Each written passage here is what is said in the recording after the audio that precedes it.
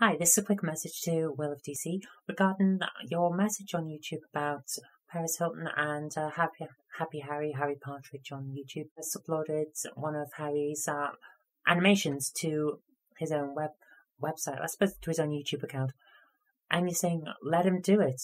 Well, I've got to say I'm surprised that you would take that response, given that as a content provider yourself, you'd know that if people aren't looking at your work on your site, on your channel, you're not making anything from your efforts.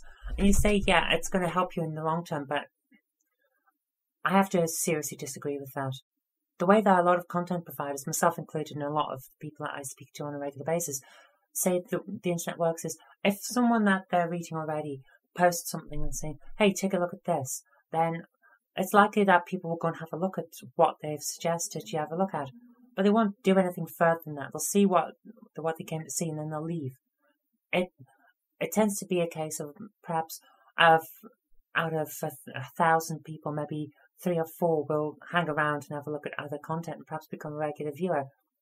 So in the short term from that, you're not going to make anything from it. Yeah, okay, there's an outside chance that someone influential might see your work and say, hey, have a contract with us or something like that.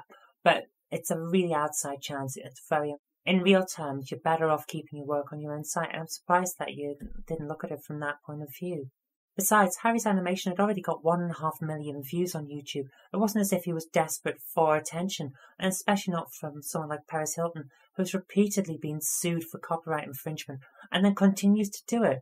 The guy's never going to learn and say, oh, let him take your stuff and put it on his own site and make money from it. He's not going to learn from that, is he?